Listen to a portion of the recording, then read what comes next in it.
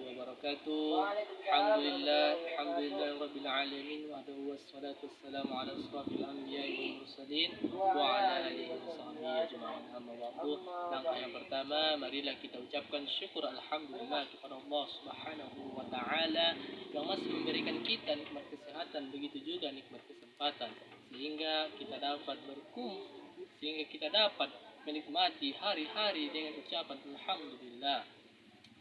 Salawat dan salam tidak lupa kita hadiahkan ke ruh baginda alam yakni Nabi besar Muhammad sallallahu alaihi wasallam yang bilafzin Allahumma salli ala sayyidina Muhammad wa ala ali sayyidina Muhammad. Baik, perkenalkan, nama saya Muhammad Hasan, prodi ilmu hadis semester 2, mata kuliah metodologis studi kemasyarakatan. Dosen ampu Bapak Azhar MAG. Baik, saya akan mempresentasikan makalah saya yang berjudul Sejarah Islam Masuknya di Nusantara, Saluran dan Cara-cara Islamisasi di Indonesia, dan Karakteristik Islam Nusantara dan Islam sebagai Penjaga Khasanah Nusantara.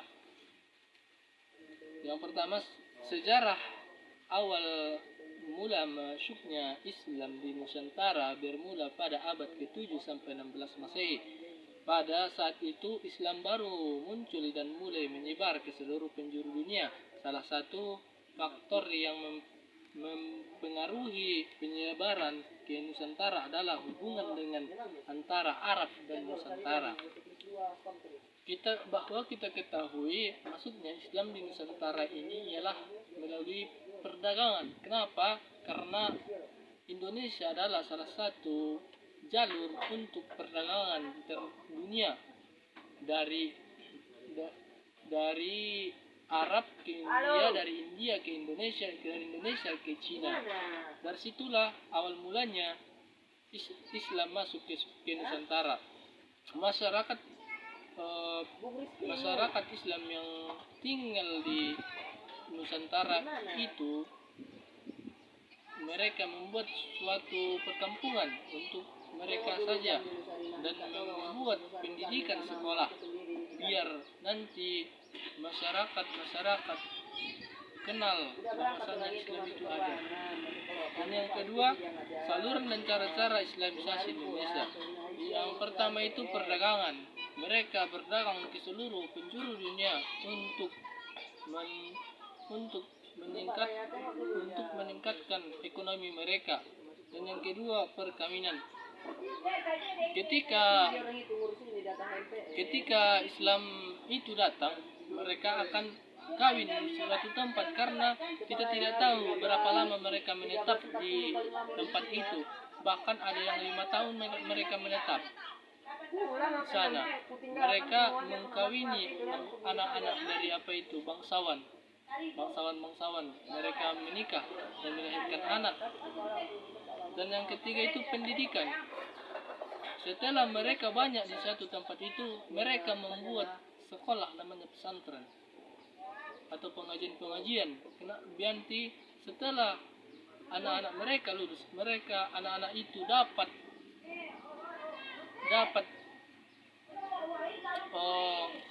mengajak kaum muslimin yang belum mengenal Islam.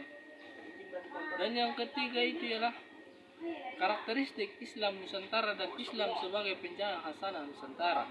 Islam Nusantara memiliki karakteristik seperti tasamun atau toleransi, tawas, moderat, tawazun, tolong menolong, belas kasih, perdamaian, hidup secara harmoni, serta menjaga silaturahmi dan sebagainya.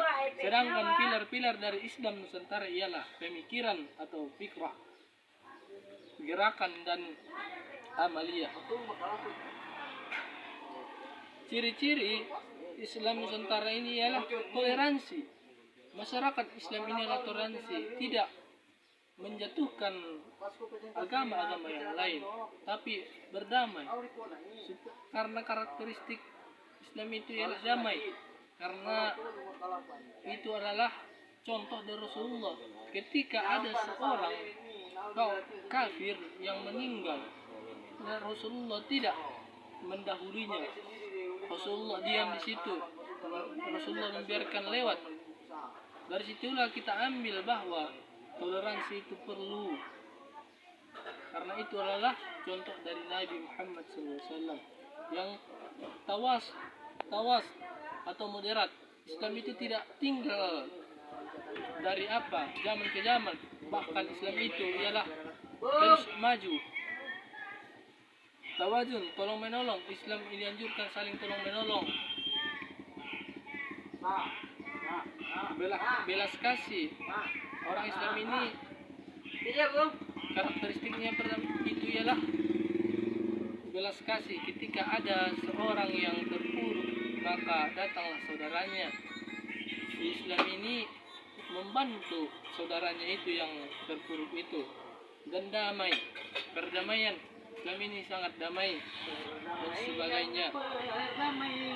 Sekian presentasi yang dapat saya sampaikan. Wabillahi taufiq wal hidayah. Wassalamualaikum warahmatullahi wabarakatuh.